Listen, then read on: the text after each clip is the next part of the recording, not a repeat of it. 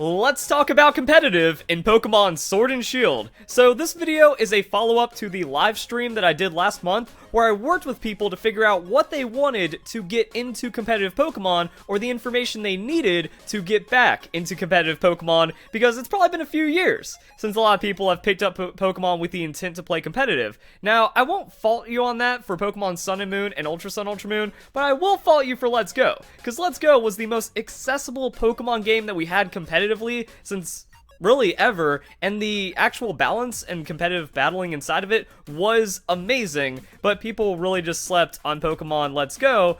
And from that live stream, I think I have a really good list and a really good idea of what people want and what to make for the videos. So I mean, there's no shortage of content. I'm not running out of ideas or anything, just the timing, because the YouTube algorithm, it can really work against you if you're not doing everything right, and then like I said, it's just going to get suppressed. There's kind of no point in doing content, but there's a lot that we can do for a lot of really cool introductory things, but people have to want to watch it. I think that Pokemon Sword and Shield is going to have to prove itself first. And also by showing this on screen, we already know that there's a lot of scumbag PokeTubers out there. They're just waiting to copycat my content. Fortunately, I kind of already covered that and showed a lot of it with the stream, but this is what I'm going for. Just keep an eye out if someone starts to mimic my Battle Academy a little too much, because I make the best content in Pokemon. They know it, so they have to steal it. And I'm really hoping that Pokemon Sword and Shield can kind of right all the wrongs from Generation 7. Like, we have the Battle Stadium. We have ranked battles that are going to be meaningful, rewarding, and actually work. A lot of people that wanted to get into competitive Pokemon for Sun and Moon, they just couldn't even log on to the Pokemon Global link, and then everything just kind of fell apart from there. But this has actual rewards, and you can even qualify for Worlds, and it's a legitimate ranking system. So this might inspire people to actually want to do something, because doing good in Pokemon will be an accomplishment. It'll mean something now, whereas you didn't really feel that in Generation 7. I'm not going to blame Game Freak. It seems like they went for a lot of things. You know, the battle spot being more serious with the ranking. Unfortunately, the Festival Plaza just didn't work as an online hub, so they tried. Unfortunately, they just missed on a lot of that, but it seems like they're really going all out to make sure that this one works, so I can respect them for that. And also the National Dex cut. The biggest reason for the National Dex cut, this is fact, this cannot be argued, is that it is for game balance. So that only means good things for competitive Pokemon. Now, a lot of casual people, they seem to be upset about that, but here's the fact about Pokemon. Pokemon is a competitive game. Pokemon is a competitive franchise. You are supposed to be the best, like no one ever was. You are a Pokemon trainer, so you make your Pokemon as strong as they can be, and then you can beat other people, because Pokemon is just a monster fighting franchise. Yes, the bonds and all that are very important, that's why you need to play legitimately, but at the end of the day, if you're not playing to win, then something's wrong. Even if you've done fun little PvP battles with your friends, if you're not trying to lose 100% of the time, you're competitive. Like, 90% of people that think they're casual, they're actually more competitive than they think they are. And, yeah, I know there are some people that are just collectors and whatnot out there, but that is a minority of the Pokemon community. That's why these games are catering more to competitive. So you might feel bad that you can't have your 1,000 Pokemon living dex, but the game is built to be the ultimate Pokemon competitive game in more ways than one, and also just have the best adventure and more experiences and more gameplay than anything else. So Pokemon Sword and Shield looks to be very successful.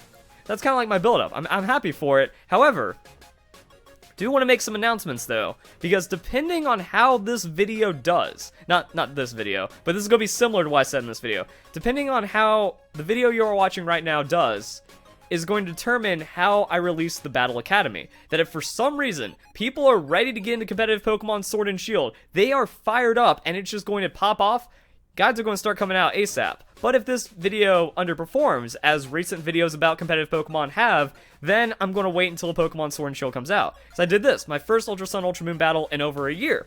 It was a hype Blossom sweep. Only 6,000 views. Good like ratio, because my core audience really wants this, but the turnout wasn't really there. Now, you might not have seen this video. I do blame the YouTube algorithm, so maybe it's going to take Pokemon Sword and Shield to come out, Pokemon gets fired up, my channel gets back in the algorithm, and then I can start making more meaningful videos and then getting people inspired for competitive. But as it stands right now, it's just kind of meh promotion and meh interest when it comes to competitive Pokemon in general, and I find that very unfortunate, but that's kind of the reality. So depending on how this video does, is going to do that. Don't worry, guides are going to happen. I will teach every person that wants to learn about competitive Pokemon how to get into competitive Pokemon in the best, most accessible way. Fan Fridays is coming back. Pretty much all the content you saw for Pokemon Sun and Moon is going to get, like, cranked up. You know, it's going to be fractions of what I plan on doing with Pokemon Sword and Shield, because Pokemon Sword and Shield look that amazing.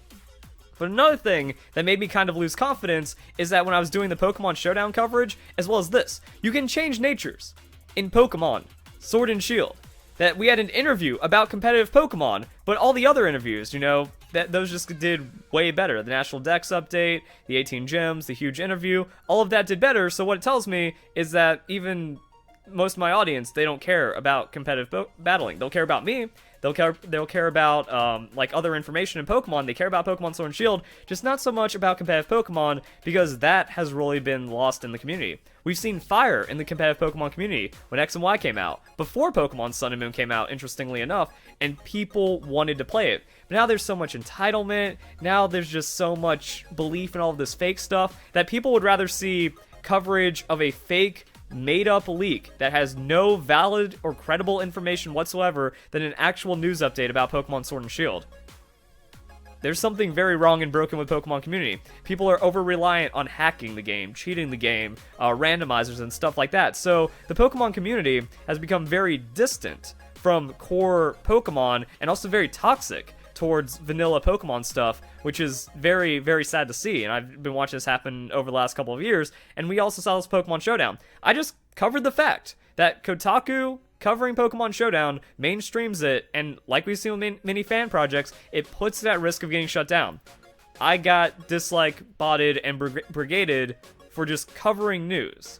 And then my follow-up was about competitive Pokemon, and that video didn't really do that well either, and also got massively disliked. So if I just start doing my guides now, they're going to get dislike-botted, they're going to be suppressed unless there's like major community desire behind it. So that's what I mean, I'm going to want to see people turn out and then kind of plan around it right there.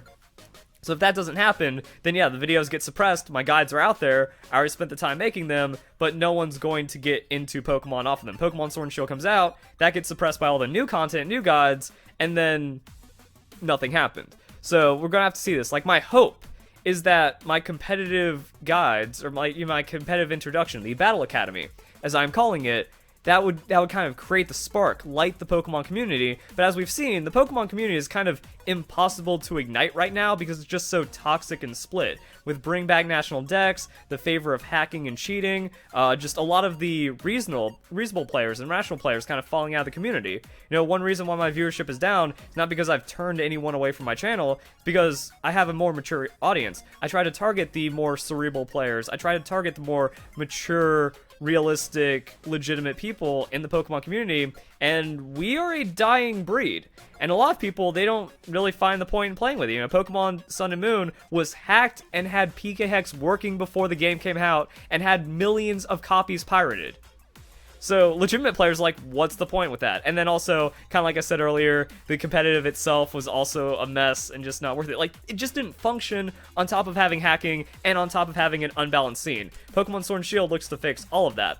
Can't really say too much about hacking, but it's definitely going to be better than Pokemon Sword and Shield. And from the interviews that I covered, like the thing about changing natures, it's at least going to make competitive Pokemon more accessible, so maybe people won't feel as disadvantaged by cheating, because PKHex gives an objective advantage, but there's like tens of thousands, hundreds of thousands of idiots in the Pokemon community that disagree that hacking their Pokemon gives them advantage, and they think it's not cheating. That's how corrupt Pokemon has been, so I can't be the spark that changes all of this entitlement and all this destruction toxicity we've seen in the Pokemon community. I've been trying that for the last 5 years, and we haven't really gotten too many places with that one now, have we? So that's something to keep an eye out for. But yeah, when it comes to like the Pokemon Showdown, like, people are stuck in what Pokemon is, and that's very problematic. So my audience, they might get down for this, maybe this will attract people into it, maybe people are ready. You know, I feel like Pokemon Sun and Moon was all pre-game, you know? Before the game came out, that was the most hype, that was the most excitement, there was a lot of hype when the games came out, and then like a month and a half after release, by the time January rolled around, Ghost Town. content was dropping off for everyone, so it's not just like, oh, dead channel. No, you just look around. Even Showdown battlers right now, Pokemon battlers, Pimp Night, people like that, the coverage is just worse. There's less viewership because there's less interest across the board. So it's not anything that has to do with me specifically, but it is something I will note and call out because I'm real and I'm not fake.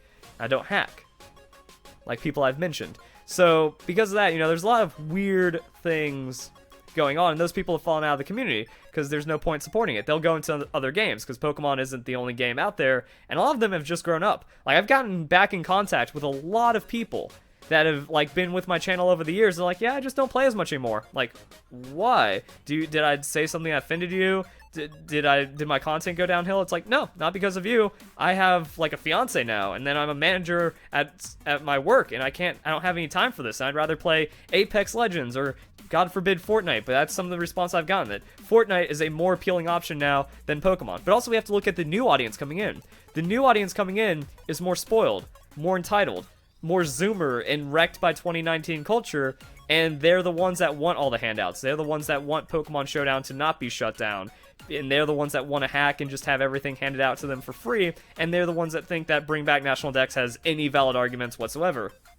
So the Pokemon community is so fractured that a lot of, like, the reasonable people, they just don't care anymore. They've deleted their Twitter like any rational person should do, and then they've also just kind of given up on where the culture is going. So they'll still buy the games, they'll still play it, but they might not go into competitive because they know it's a toxic wasteland. They might not go into all of these other, like, elements of Pokemon. They might not engage with as many YouTube videos, so they know it's just not worth it. So I think we're gonna have to wait until Pokemon Sword and Shield comes out. My plan, my thought, is that Pokemon Sword and Shield is going to come out. It's going to prove itself as incredible games. It's going to bring back confidence in the way that people feel about the games, and then competitive is going to take off again. We saw more competitive players than casual players in Pokemon X and Y, in the build up to Pokemon Sun and Moon. That is what Pokemon is about, but right now it's inverted. So it's going to be like the inverse of Pokemon Sun and Moon. We don't have a lot of hype right now. The games are going to come out. They're going to prove their worth. People are going to get excited for it, and then there's going to be a lot of things supporting people that want to get into competitive, and then the culture becomes competitive, if not just a casual competitive, and that's what my channel is all about. I battle and I play at a top competitive level, but I always I always serve my content as introductory. That casual competitive, you do what you want and you can still be one of the best Pokemon battlers in the world like I have. You don't have to play the meta, you can fight it, you can do all kinds of wacky stuff, and I've still been trying to push that message, but less and less people want to see it, A lot of those people back in X and Y, a lot of those people back in Pokemon Sun and Moon, those are years ago. Those people, like I said, they've fallen out of Pokemon for many reasons, either life or just hating what Pokemon has become community-wise, even though they still love the games. And then just these new people, they don't want to engage with that. They're more casual. They don't want to actually play Pokemon for what it is because they've been kind of babied by all these fantasies about fake leaks and randomizers and cheating and hacking and stuff like that. So it really makes things difficult compared to how I've done it, but the content's going to be the same. Of course, Fan Fridays is going to happen. It's not my fault that Fan Fridays dropped off when Pokemon Sun and Moon dropped off. I got more views before Pokemon Sun and Moon on Fan Fridays, more engagement, more excitement than afterwards, even though we had some of the best Fan Fridays afterwards. Those Z-Move combos were incredible. I can't wait to see the Dynamax combos. We might have some of the, even with Z-Moves and Megas, you think that that's more than you can ever work with in Pokemon and create infinite possibility for Fan Fridays? I feel like Dynamax is going to have some plays that are going to rival some of the best Fan Friday moments we've ever seen. So, kind of dialing back what's possible in Pokemon Battle, I think leads to a lot more opportunity, like we saw in Pokemon Let's Go Pikachu and Eevee, which people still disagree on, even though it's objectively an incredible competitive Pokemon game, and it's like the most successful Pokemon game that we've had competitively ever. So too much nonsense going on. That's my update. I didn't want to make this video as rambly as it was, but I wanted to kind of tell you guys how it goes. Depending on this video it does, that's going to be the competitive. Here's why it isn't doing its thing. But, of course, the guides are coming. Of course, Fan Fridays is coming. Of course, everything is, going to be the way. So, hope you guys enjoy the video. Hope you all have a nice day. Maybe this video somehow goes viral and kicks off and then people are ready for competitive. Or maybe we'll just do it after launch Pokemon Sword and Shield and we're good to go. Thank you very much for watching.